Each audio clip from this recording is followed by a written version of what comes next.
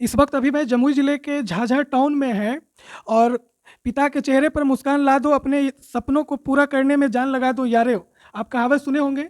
झाझा जमुई की बेटी झाझा और जमुई की मान सम्मान बढ़ाने में काफ़ी संघर्ष की है।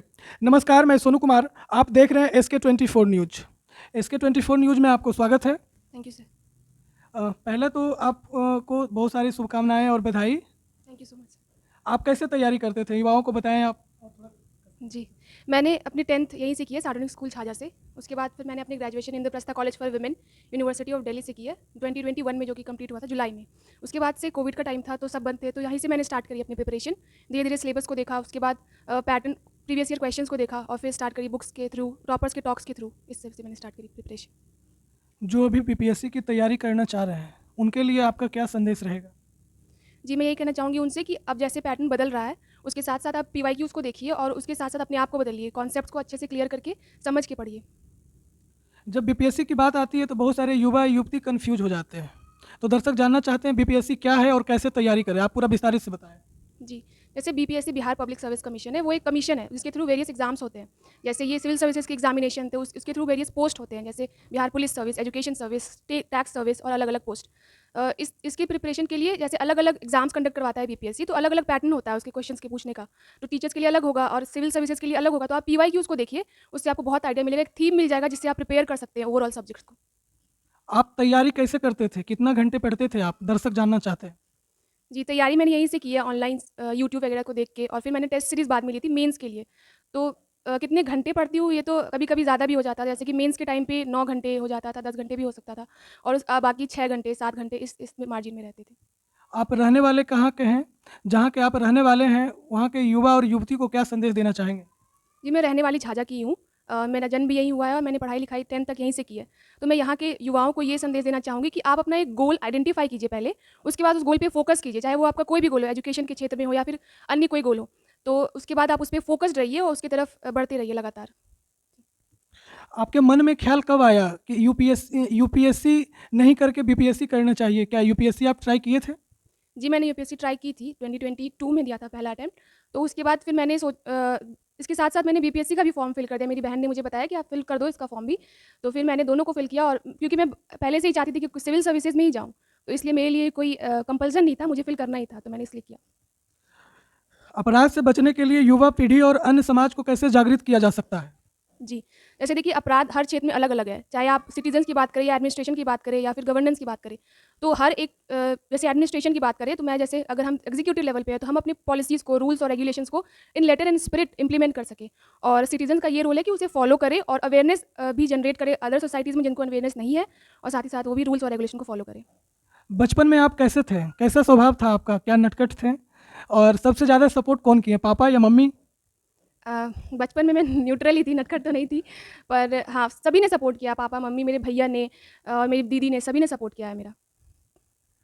दादी वगैरह हैं, दादा-दादी? जी, अभी तो नहीं है दादा-दादी, पर उन्होंने भी बहुत सपोर्ट किया और दादाजी हमेशा पूछा करते थे कि बताओ पहली ट्रेन कहाँ से कहाँ तक चली है, कब स्टार्ट हुई है? तो 1853 में, वो अभी तक हमें याद है। तो वो हमेशा जीके, जनरल नॉलेज के क्वेश्चंस भी पूछा करते थे, तो उसका भी प्रभाव मुझे लगता है कि मुझे आज यहाँ सफलता जो मिली है, सबका श्रेय है उसमें।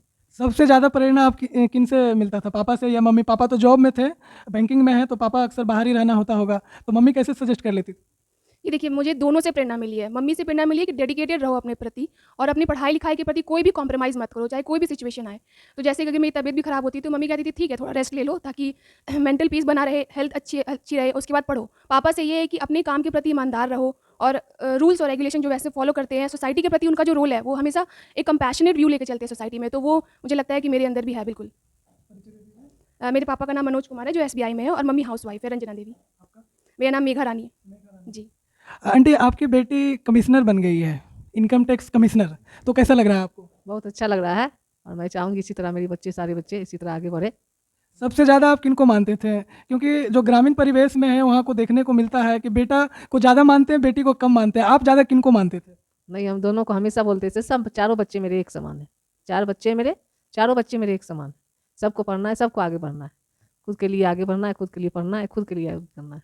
बचपन में कैसी थी? आपको परेशान करती होगी? नहीं, नहीं, ऐसी नहीं थी, ये सिंपल थी और पढ़ाई में शुरू से ही अव्वल रही है। पढ़ने में कैसी थी ये? पढ़ने में बहुत अच्छे, कभी भी हमको इसको कभी नहीं बोलना पड़ा कि मतलब पढ़ो। 24 घंटे में कितना बार पढ़ती थी ये? इसका इसके पास टाइम नहीं था। जब भी इसका मन कर गया किताब लेके बैठ गई। उन माँ पिताजी को क्या संदेश देना चाहेंगे जो अपने बच्ची को पढ़ाना नहीं चाहते हैं? यही माँ बाप को यही बोलूँगी कि बेटा हो चाहे बेटी हो, जो भी हो, सबको एक समान पढ़ाना चाहिए और सबको आगे बढ़ना चाहिए, है ना? किसी को ये मत बोले कि बेटी है तो घर में ही रहो, बेटा है तो उसको कर लेंगे, ये सब हमारा मन में कभी नहीं रखना चाहिए। मेरा भी शुरू से सिद्धांत रहा कि आगे बढ़े मेरा बच्चे, बस यही। जाते जाते सर से भी हम पूछना चाहेंगे, सर आपका बेटी इनकम टैक्स कमिश्नर बन गई है, कैसा लग रहा है आपको? सर बहुत अच्छा लग रहा। सबसे पहले सर बहुत अच्छा लग रहा। सबसे पहले मैं आपको इसके न्यूज़ 24 को धन्यवाद देना चाहता हूं कि आप बहुत दूर से चल करके आए और मुझे खुशी है कि मेरी बेटी मेहनत से अपने बलबूते इस ओहदे पर पहुंची है। आप ऑलरेडी पहले से जॉब में हैं, सर्विस में हैं, आपके बच्चे भी सर्विस में हैं। जिस एरिया में आप हैं ये नक्सली एरिया है, तो कैसे आप हैंडल कर लेते हैं? सर मेरा सबसे अच्छा लगाव है, अच्छा हो बुरा हो, पॉलिटिकल हो नॉन पॉलिटिकल हो, अधिकारी हो, सबसे मेरा व्यवहार अच्छा रहा और राम सलाम सबसे अच्छा रहा। और मैं सबको शिक्षा देता हूँ, बोलता हूँ कि पढ़ो, आगे बढ़ो, कोई अच्छा करो, यही संदेश मैं देना चाहता हूँ। मेरा नाम मनोज कुमार है, मैं सीनियर असिस्टेंट हूँ स्टेट बैंक झाझा। जैसे कि आप अभी सुन रहे थे हमारे इस वीडियो में, पीछे जो आप देख रहे हैं अंकल उधर हैं जो SBI बैंक में हैं, आंटी हाउस वाइफ हैं और उनके बच्चे, इनके 4 बच्चे हैं जो सभी जॉब पे हैं। बाकी आप इस वीडियो को देखिए, वीडियो अच्छा लगे तो ज़्यादा से ज़्यादा शेयर कीजिए, लाइक कीजिए, कमेंट कीजिए। जय हिंद।